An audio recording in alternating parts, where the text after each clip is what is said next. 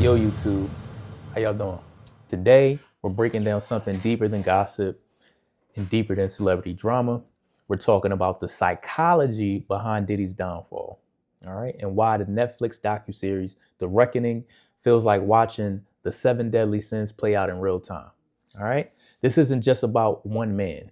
It's about what happens when success goes unchecked and the darkness grows louder than the actual talent. All right, let's get into it. All right. So the seven deadly sins are pride, which is excessive love of oneself, ego or vanity, envy, which is resentment or sadness at another's good fortune and desiring what they have. Then we have greed, which is immoderate desire for wealth, status, power, or material possession. Then we have wrath, which is uncontrolled or excessive anger or desire for vengeance. We move on to gluttony. Gluttony is the excessive indulgence in food or drink, or more broadly, sensual pleasures. Then we have lust, which is disordered or excessive desire for sexual gratification and other pleasures.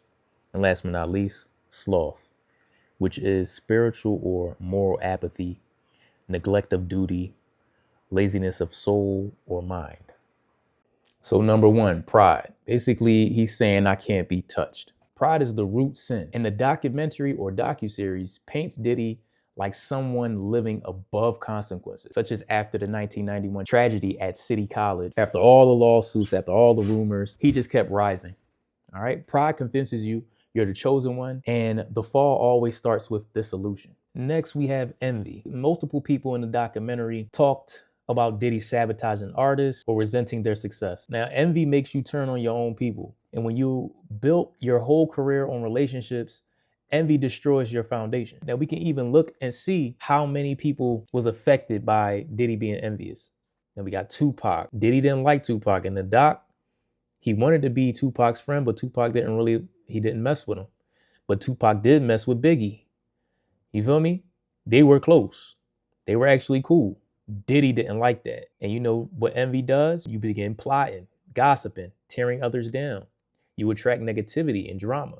You miss your blessings because you're focused on there. It becomes impossible to be happy because you're always comparing. Even to Cassie and Kid Cudi. This man plotted to kill him, couldn't find him, so he ended up blowing up his car. This is court documents that states this stuff. Then even with Tupac, allegedly, he's the one that put a hit out on Tupac. The documentary insinuates that he also had a hand in Biggie's murder. This is what this stuff leads to, which brings us to the next sin, wrath. The doc shows a pattern of violent outbursts, intimidation, threats. People were scared to cross him, but fear has a timer.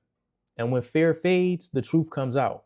Wrath built the empire, but wrath also burnt it down. So as we come over, we see a lot of things here. We see intimidation, manipulation, rage, sudden violent outbursts, punishment for disobedience. In the documentary, Capricorn Clark says that Diddy found out that she was close to Suge or knew Suge. So he had a meeting with her in Central Park or some type of park, dark on the nighttime, and told her essentially that he would kill her if anything goes down in regards to her knowing Suge. So that's intimidation, that's fear. I'm gonna bring you out to this park and kill you if anything goes down with regards to Suge and me. That's intimidation, man. Then you always see the violence connected to him. The woman at the nightclub that alleged that he shot her in the face. Then we have Steve Stout. Diddy came in, beat him up. He was requesting money, I guess, or some type of business endeavor went south. And Steve Stout ultimately ended up suing him and winning out of court or settling out of court for, I believe, $500K. You understand? You're operating within violence. But like I said, these things stem from other sins, like this Cassie situation. That's the most recent that we saw. We saw him literally beat Cassie down for trying to leave an alleged freak off or whatever, what have you. She was trying to get away, leave, pack her bags. He drug her back, like physically assaulted her. It's on video. Fear-based power keeps people silent until fear fades, like I said before. And that's why everybody's coming out the floodgate to actually say, like, this is what this man has done to me. This is the proof I have. And then it resonated with other people who had the same type of behaviors happen to them. So yeah, it gets crazy. This was a post that I found on Twitter.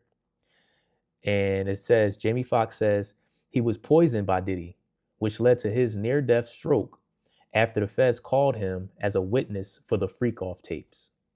So Diddy went to the resort of trying to kill him by poisoning him, and he ended up having a stroke. It's this trails of craziness, trails of abuse of power, all types of stuff going on here. And it gets worse. Like, you could see how everything is starting to connect. And then we bring it to lust, which is at the center of all those allegations. The allegations of sexual abuse, coercion, trafficking, violence. This was just lust weaponized. Lust is dangerous when it becomes control, addiction, and abuse. And it eventually became the legal hammer that smashed everything open.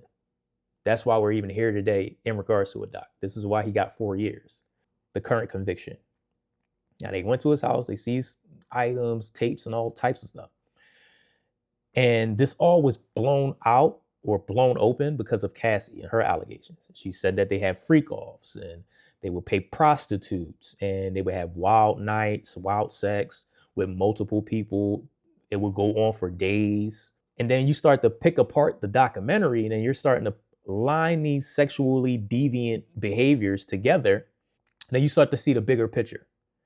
Nearly all allegations, sexually coercion, drugging, assaulting, trafficking, are all connected to the distorted and abusive expression of sexual power. In the documentary, it starts off with his younger days when he was an intern, Uptown Records. He was doing his promotion, he was doing his parties, he was in videos, he was dancing in videos, all types of stuff like that. He met a young woman, young lady at the time. She was a video girl, I'm assuming, or rather a reporter or writer, what have you. You could watch the documentary and find out her name and what she does. But she basically alleged that Puffy drugged her, essayed her without her even knowing, and then came to find out that he recorded it and was playing the video in parties for like the public to see. Like, if that's not sexual deviant or lustful, I don't know what is. Like, what are you doing? That's how you know he was out of control from the beginning.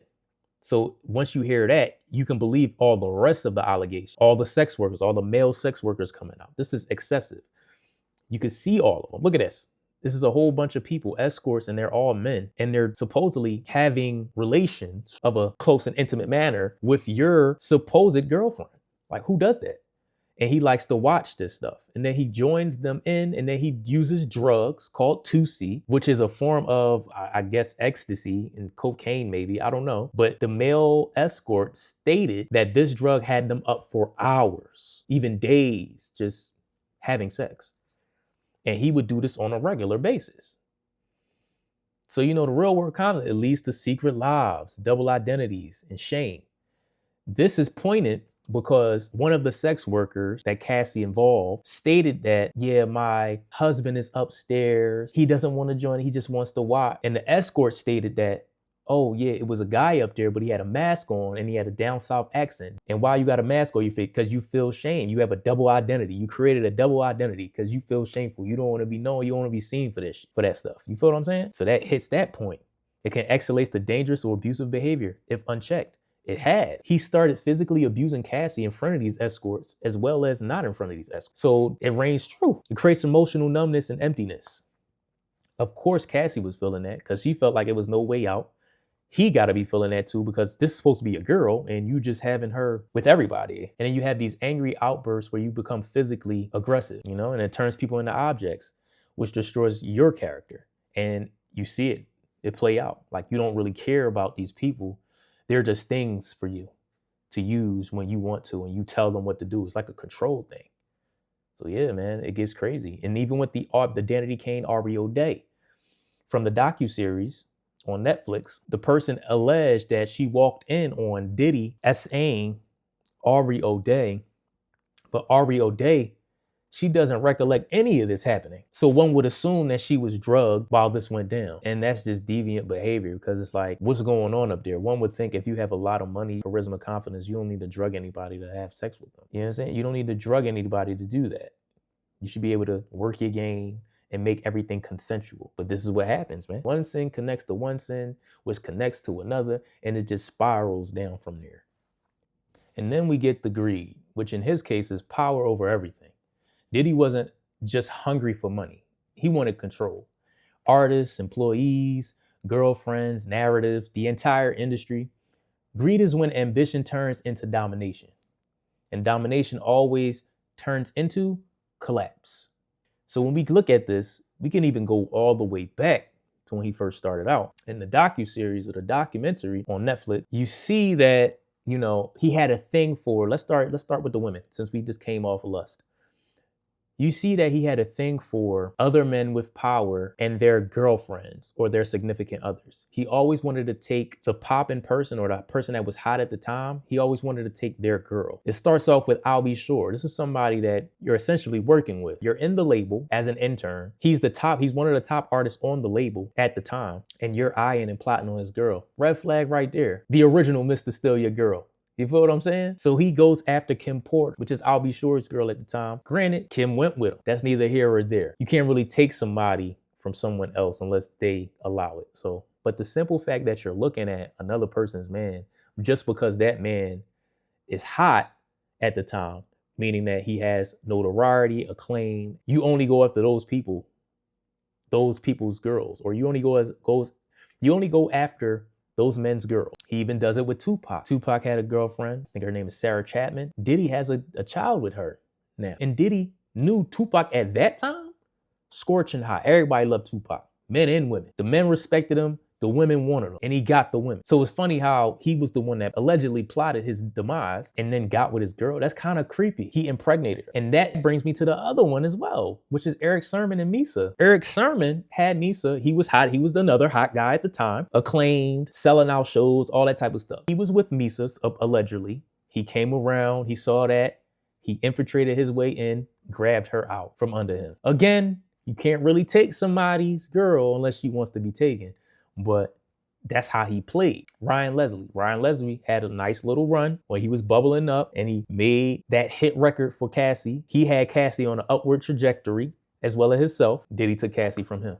He's always trying to take somebody's. You never find him getting a girl like on his own. It always has to be somebody's girl that he has to take. You're greedy, just greed. Now that's not the only aspect of greed here. Look at Craig Mack. In the docuseries, his wife stated that they were going through a hard patch or they need to pay off some type of debt. They needed some money. Because Craig Mack is under a bad boy contract, we already know how that go. They don't get nothing, royalties or nothing like that. So something happened and he had to ask Diddy for some money, just $5,000, so they could take care of some stuff because the money wasn't coming in like it was supposed to based on royalties or what have you, record sales. Diddy pulled out a wad of cash, took $100 out of there, like spreading the money in his face, and only took $100 out and handed it to him. And how greedy is that, dog? You getting all the money from his record sales, all that, but you can't even look out for your artist that's on your label by just giving him $5,000 when you already know that you're taking a lion's share of his record money. Trying to tell you, man, it's a dirty game, man. And he was playing real dirty. You can even go back to all of the disputes, the allegations from all of his artists. You know what I'm saying? We can talk about Biggie. Biggie knew what type of contract he was under and he was trying to get out of there. He wanted to start his own label and he told Puff that, and that was his mistake. He should have just kept it low, but that was part of his demise, Biggie was about to leave, start his own label with Junior Mafia. He was going to start his own group with Jay-Z, The Commission. But, you're dealing with a person that's knee deep in sins and he can't find his way out. And like he says, no way out. So now Biggie's gone. And then Puff assumes that position as the top guy, the artist, man, even the Locks, man. Everybody complained about money. Locks, Mace, all of them. All his artists complained about money. I don't know anybody that didn't complain about money. Probably Mary J, I guess. But you got to remember, Mary J was an uptown artist for real. She wasn't really with bad boys. Just saying. Then from greed, we get gluttony, which is addiction to excess. Parties, drugs, sex, power, attention. The doc basically shows a man living in nonstop excess. Gluttony destroys discipline. And when you lose discipline, you basically lose everything. So as you can see, it's nonstop. They say Diddy throws the best part and it's always in excess. And it seems like they was having something at least every month, like to the public, to the masses. Who knows how many free calls he was having? I guess that would depend on, how much money is coming in, I guess. I don't know. But yeah, the real world consequences of this, it leads to addiction, poor health, lack of self-control. It makes you dependent on pleasure instead of purpose. It weakens discipline in every area of life. And you become ruled by craving instead of value. This is clear. All the sins are actually culminating on this. Freak offs. That's the lust. The lust is going into excess of too much availability to that pleasure. So it's changing. The parties, the wastefulness of it all. Money being thrown around, drugs, women, The rock star lifestyle essentially is overindulgence. And that just breaks down after a while. You become what your bad habits are. And it's harder for you to even come out of that. So gluttony is just, one of those sins that you make it harder for yourself to get out of. It's like having a bad habit and you know it's a bad habit, but you're so deep in it that it's just hard to even turn that off. You would literally have to destroy yourself to get out of it. It's like an addiction. So that's gluttony in a nutshell. And then we get the sloth, which essentially is moral neglect. This one is subtle. It's not laziness. It's the refusal to look in the mirror and refuse to correct your behavior. The refusal to take accountability. You know what I'm saying? Sloth is when your soul goes numb. And once you stop caring, destruction becomes automatic, essentially. So in a documentary, he had a partner at Bad Boy. I believe that was like his right-hand man. So somebody that basically worked the background work to keep the company moving while he's front manning it and doing the marketing and shaking hands, kissing babies, such promotion, right? So in a documentary, he really kind of did him dirty. Like he kind of strong-armed him, physical abuse, wrath, intimidation, to give up his 25% stake in the company of Bad Boy. But he promised to give it back. So the guy basically got coerced into giving it up because he was being threatened while also being told that I'm going to give it back. So he just gave it up, still worked there as an employee. And then he never gave it back. So it was like, you promised to do something, you didn't do it. And then on top of that, you told him to change wording around in Biggie's contract after his death so that his mother wouldn't be able to get the funds from his record sales to be transferred over to their trust account or estate, what have you. And he said no, because that's just not right. It's not right morally. So you fired him and then blackballed him from the industry so he wouldn't be able to get any more work. In that area, you're too lazy. You really don't want to work. You just want to take that.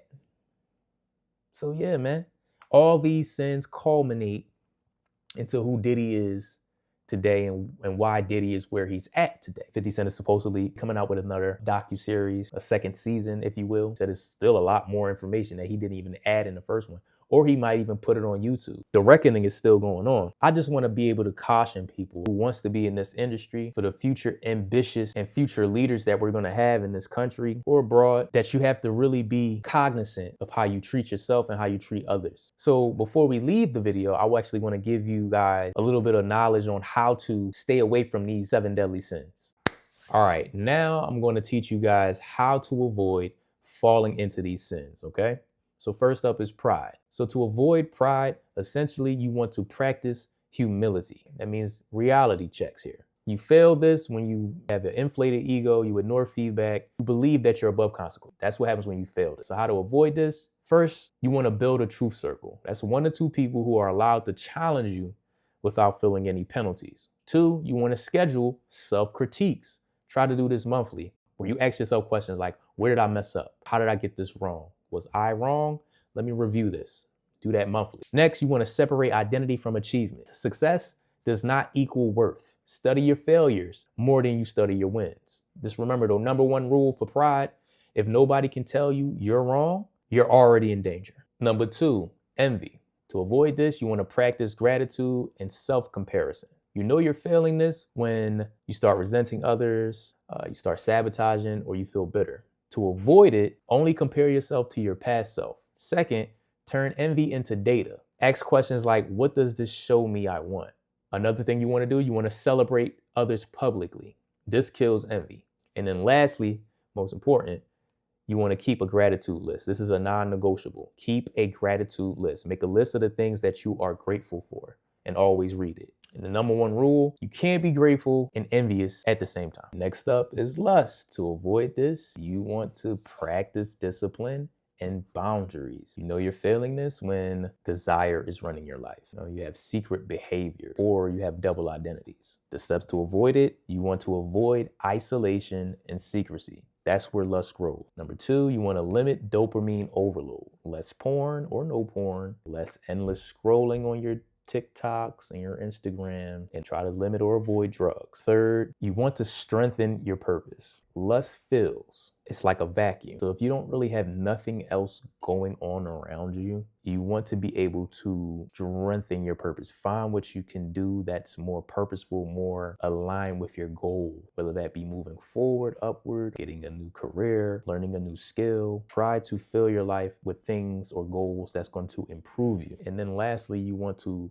respect people as humans, not as outlets. We don't want to view them as things. And the number one rule for lust is what you feed grows and what you starve weakens. Just remember that. And with greed, you want to practice generosity and limits, right? You know you're failing this when it's never enough money, or you have control issues, you want to control everybody and things, or you're worried about status. So how to avoid greed? You want to define what's actually enough. You want to do this well in advance. So what's enough income? What's enough power? What's enough work hours, etc. Define what is enough for you. Then you want to create ethical lines that you do not cross, even if it costs you money. This one is kind of hard for people because most people, especially right now, a lot of people doing whatever it takes to just get money. And I understand, I get it. Economy is horrible right now. Try your best not to cross those ethical lines when it comes to getting money. Next, you want to give consistently, whether that be time, money, or knowledge. Give consistently. It resets the mind from a greed mindset to a more generous one when you do it consistently. And then last but not least, you want to focus on value creation, not extraction. What can you give somebody of value? How can you be of service to someone else? How can you solve or meet a need for someone that's not you? Very important, because when you're able to give in that way, you get back tenfold.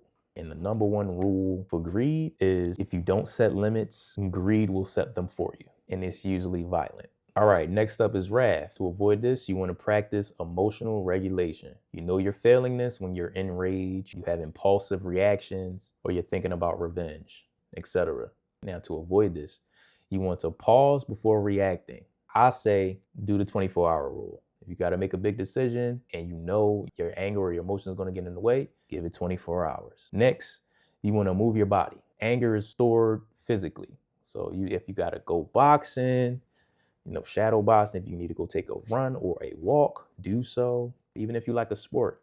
I know when I get angry or upset, I have to go play basketball. So I go out and I go play basketball. Come back, I feel way better. So yeah, get active. Next, you want to name your emotions before acting. For instance, I'm angry because. You want to ask this statement to yourself and then figure out what's going on inside that's making you angry outside. Next, move yourself from environments that provoke rage. A lot of people are, for lack of a better term, misery loves company, and a lot of people are miserable. So you want to be able to get away from those people because they will enrage you and get you angry, so you could be on that low frequency with them. So remove yourself from those environments. The number one rule you want to remember is anger is information, not instructions. With gluttony, you want to practice moderation. You know you're failing this when you have access in food, sex, drugs, work, pleasure. To avoid this, set pleasure windows so you won't have constant access to these things that you find pleasing. Step 2, you want to fast occasionally. Once a week, I do a fast. Talking about food, social media, entertainment, etc. Anything that you can take into access. Thirdly, you want to choose quality over quantity. It's not how much you have, but how much you're getting back in value. And then next, you want to build discomfort tolerance. Discipline beats indulgence. So when you're disciplined, you don't fall into the trap of, oh, I'm loving this, and you keep going and going and going. You have a limit when you're disciplined. And lastly, the rule for gluttony is if pleasure is constant, it stops working. You get desensitized. So again, if pleasure is constant, it stops working. Remember that. And last but not least, sloth. So with this, you want to practice purposeful action. You know you're failing this when you have avoidance or procrastination, or you have moral laziness. You don't stand up for what is right, you just let it slide. You want to avoid this. This is how you do it. Daily non-negotiables. Even on bad days. Say I'm going to get up today and I'm going to do 10 push-ups, and you need to do that every day. Do it every day, even if you have a bad day. Second, you want to break tasks into absurdly small steps, because that's the best way to do it. It's the easiest way to do it. So if you have a project, for instance, do a little bit each day. One day you work out a part of the script. Next day, you plan out the storyboard. Third, you want to attach meaning to effort, not mood. And lastly, you want to act first so that motivation follows. Because you're not always going to be motivated, but your motivation shouldn't be the determinant of you actually doing something. So do what you need to do and the motivation will come once you start compounding and being consistent and you start to see the improvement. So you always want to remember this rule when it comes to sloth. Discipline creates motivation, not the other way around. Again, discipline creates motivation, not the other way around. I hope you guys learned something today. So whether you're famous or a regular person working on your goals, the 7 deadly sins aren't just old religious ideas. They're psychological realities. If you don't check your pride, if you don't control your desires, if you don't confront your shadow will eventually confront you. And when it does, it brings receipts. If you like this kind of deep dive content, mixing psychology, culture, and real life, hit that subscribe button, like the video, and drop a comment on what sin you think played the biggest role in Diddy's downfall. I'll see you in the next one. Peace.